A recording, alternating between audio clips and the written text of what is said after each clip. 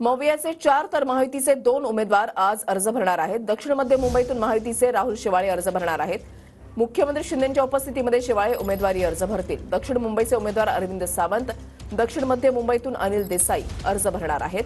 ठाण्यामधून ठाकरे गटाचे राजन विचारे, नाशिकमधून राजाभाऊ वाजे अर्ज भरतील, तर धुळ्यामधून महायुतीचे सुभाष भामरे उमेदवारी अर्ज आज भरणार आहेत। कृष्णा सोनारवाडकर आमचे प्रतिनिधी आमच्या सोबत आहेत, अधिक माहिती त्यांच्याकडून जाणून घेणार आहोत। कृष्णा,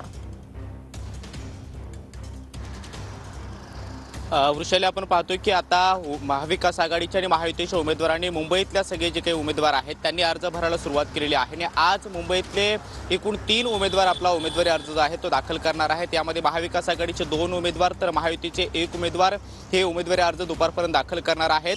दक्षिण मध्य मुंबईतून महायुतीचे उमेदवार राहुल शेवाळे हे आज उमेदवारी अर्ज दाखल करणार, मात्र त्यापूर्वी मुंबईतील महत्त्वाच्या देवस्थानांचं दर्शन सुद्धा ते घेणार आहेत। त्याचबरोबर बाळासाहेबांच्या स्मृतीस्थळ असेल किंवा चैत्यभूमी असेल इथे अभिवादन करून त्यानंतर फोर्टमध्ये जिल्हाधिकारी कार्यालयात जाऊन मुख्यमंत्री एकनाथ शिंदे यांच्या उपस्थितीमध्ये अर्ज दाखल करणार। तर त्यांच्या विरोधामध्ये उमेदवार असणारे महाविकास आघाडीचे उमेदवार अनिल देसाई हे सुद्धा आजच उमेदवारी अर्ज दाखल करणार आहेत। तर दक्षिण मुंबईतून महाविकास आघाडीचे उमेदवार अरविंद सावंत हे देखील आजच उमेदवारी अर्ज दाखल करणार असल्याची माहिती त्यांनी स्वतः दिलेली आहे। त्यामुळे निवडणुका जशी जवळ येते आहे तशी उमेदवारांनी आता अर्ज दाखल करून प्रचाराला सुरुवात केलेली आहे। या 3ही उमेदवारांकडून मोठ्या प्रमाणामध्ये प्रचार जो आहे तो करण्यात येतोय।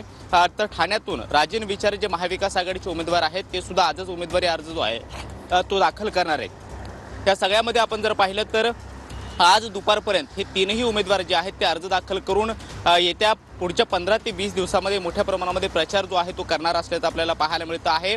तर दुसरीकडे दक्षिण मुंबईतून महायुतीचा उमेदवार अद्याप जाहीर झालेला नाहीये, त्यामुळे अरविंद सावंत यांच्या विरोधामध्ये कुणाची नेमकी लढत होणार हे देखील पाहणं महत्त्वाचं असणार आहे। मात्र या 3 उमेदवारांकडून आज मोठं शक्तीप्रदर्शन होण्याची शक्यता आहे आणि शक्तीप्रदर्शन करून आज हे 3ही उमेदवार जे आहेत ते अर्ज दाखल करणार आहेत। वृषाली, नक्कीच धन्यवाद कृष्णा दिलेल्या सविस्तर माहितीसाठी।